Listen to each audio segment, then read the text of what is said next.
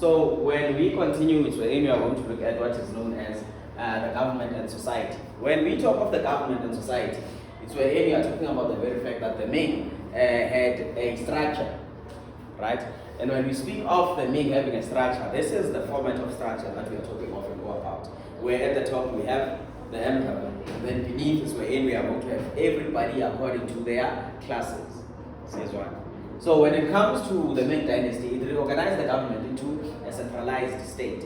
When we talk of a centralized state, you need to understand one thing, that anything and everything is going to happen under the leadership of the emperor. When we are talking of a centralized state, it's where there's one person at the top and everything is going to rotate or is going to happen around that person. Sees one.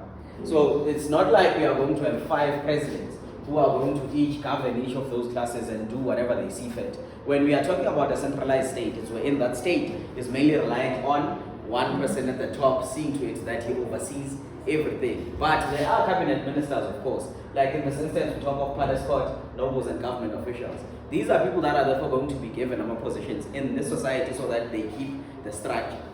Are we together? And we continue to talk about the emperor ruled through decrees. And when you talk of a decree, what do you think we mean by decree? What is a decree? Not decrease, not degree, a decree. Yes. What is a decree? Yes. Since actually decree, maybe it's like the knowledge of being and government of Knowledge of being in government. Okay. Thank you for trying. Decree. Yes, and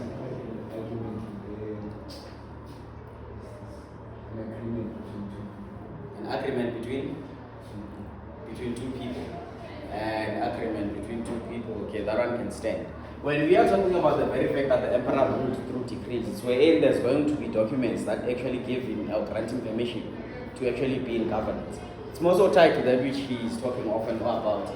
And when you look for the definitions, we are talking about an official order that has force of law. Are we together? So this is an official order. When we say official order, it is that particular aspect where we are talking of documentation that gives this person permission to be in power, right?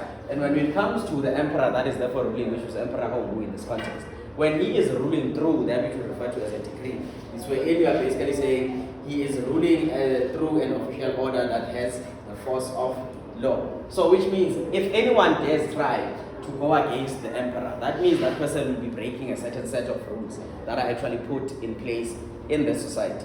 This society is unlike the other societies where we talked about the people that are going to be autocratic. When we talk of a leader being autocratic, one thing that I think we understand is this leader does not take other people's opinions. And this person does not respect other people's rights. When it comes to this one, it is going to be a different instance because we are going to talk of an emperor who's going to rule through that which is known as a decree. When we talk of a decree, it is wherein there are laws that are set in the society that everyone has to abide by. This is one. Not even the emperor is above those laws. When the laws are set, it means everyone has to abide by those laws. So it continues to say a team of 70,000 government officials ran the country honestly and efficiently. This is one thing that you also need to take note of. When we talk of a structure, such a child, you can see which is the structure is in this format, right? And when the society has a structure, one thing that it ascertains is the very fact that there is stability. Anything that has a structure has stability. Anything that has no structure has no stability, or mainly that which we can refer to as chaos.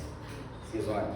So the significance of a structured government or a structured society is so as to ascertain that there is peace and stability. So such is the case in China, like you can see the structure in which it really is, and the very fact that there are government officials who, unlike any others that we have mainly dealt with before or that we will deal with at a later stage, who will not be that which we refer to as efficient and honest.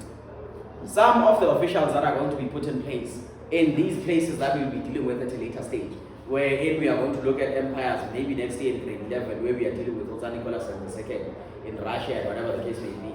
They are going to have officials that are not going to be honest and officials that are not going to be efficient. One thing that makes it a point that in China, the government and society is as honest and as efficient in this manner, it's because we need to be remembering one thing.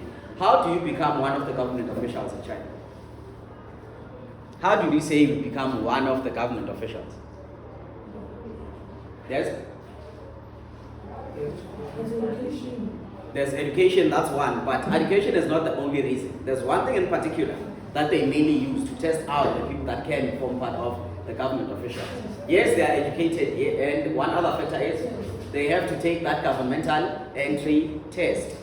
You do remember that test, right? That's one that is very important. That makes it a point that the people that are going to now lead the government, or people that are going to form part of the government, those people are going to be efficient in the sense that they will know what they have to do because they are tested beforehand. Unlike someone who's going to wake up one morning and say, I am the leader.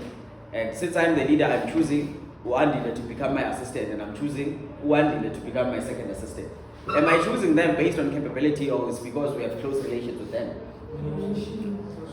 When we have close relations, does that mean that person is able to do the task? Will they most likely be able to do the task?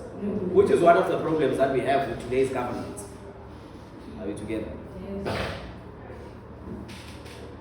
Today's government is also one that does not mainly rely on one person being at the top because they are capable, and the people that are assisting this person are not also going to be chosen on merit of capability.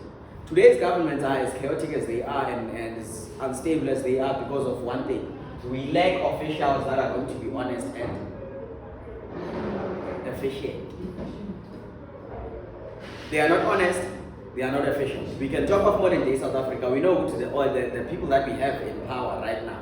They are not honest and they are not efficient. Why? Because we do not have any structural manner of trying to test out leaders before we put them as leaders. People are only voted on whatever case. It might be because they have close relations with someone, or it might be because they are closely connected with someone. We have seen that.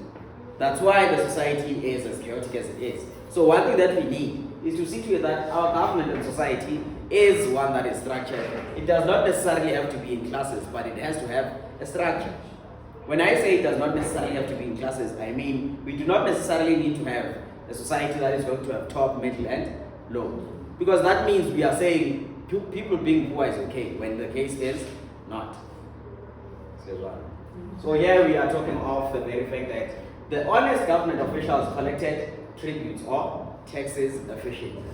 We know there are people that can be given a task which you guys are going to collect taxes, and those taxes never get to the relevant people. Say for example the government officials here, they receive the taxes, and then the taxes do not get to the emperor. Is the society going to be able to once again render the services to the people who are paying taxes? Because the people that are charging the taxes are not sending them back in their red channels. They are going to siphon them and start using them themselves. And that will therefore cause somewhat a disturbance in the flow of service rendering in the society. So one thing about China that was different is the officials being efficient. They were also honest when they were collecting the taxes. They gave them to the relevant people, and those taxes were used in the manner in which they were supposed to be used. Very happy mood at this point in time who's going to now start having a group of 10 friends. Simply because they are now a leader, or they start wearing a certain regalia. And we have seen that. Once someone joins a particular political faction in South Africa, and they start being there in those ranks, and they start being maybe councillors, or maybe they start being assistants somewhere, or SGs somewhere, they no longer are going to be the same people that we knew before. Because they are now going to get access to money that they are not supposed to use personally, and they are going to start using that money for their personal gain. So in this instance, China was not the case. Here we are saying the emperor and his family lived in a great luxury in the forbidden city, with beautiful palaces, gardens, and temples. When we talk of the forbidden city, it is not necessarily a thing that people are not just allowed in that city. It is a city that is specifically meant for the people that are either part of the family of the emperor plus the government officials. Which means it was a place that was mainly demarcated for the leadership of this country. This is one. And then in this instance, it continues to say the emperor was worshipped as the son of heaven. I think this is one thing that are we familiar with the concept of a dynasty? As someone who rules by divine right. We know what it means when someone says they are ruling through divine right. You haven't done it. When someone rules by divine right, it's wherein they think they are chosen by God. The aspect of divinity, it is tied to the existence of God. And when someone says I'm ruling by divine right, they are saying they were chosen by God.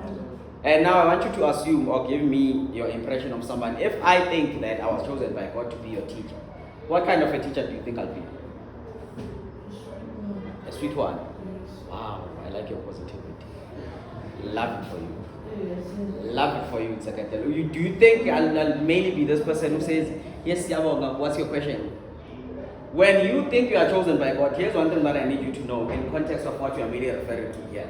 A whole lot of people that believe they are chosen by God, not people who are believed to be, but people who themselves ordain themselves as people that were chosen by God. Those people are going to be arrogant. Because one, if I am your leader and I believe I was chosen by God, I'm not going to listen to you. I know what's good for you when you don't know. Me, I'll tell you what's good for you. You want ice? No, it's too hot. Make tea. Why? I know, because I'm saying I was chosen by God. I know what's right for you, even when it's not right for you. I'm the one who's going to tell you what's right for you. When it comes to this one, he did not believe he was chosen by God. And when we say he, we are referring to the leader of the Ming Dynasty, that is when it comes to this very person that we are referring to as Hongu, he's the one that was seen as the Son of Heaven. He did not say, I am the Son of Heaven. He was seen by the citizens that he was the Son of Heaven. And it continues to say he was never seen by the ordinary people. Why? It's because he was usually in the forbidden city. Ordinary citizens could not just walk in and out of that place. It was not a place where you can just walk in broad daylight and come out and say, I saw the king. That was not the case. Or the emperor, sorry. So it's wherein now we talk of the very fact that his governance, the manner in which he leads, which means the manner in which he's going to be structuring his society, is one of the leading components that led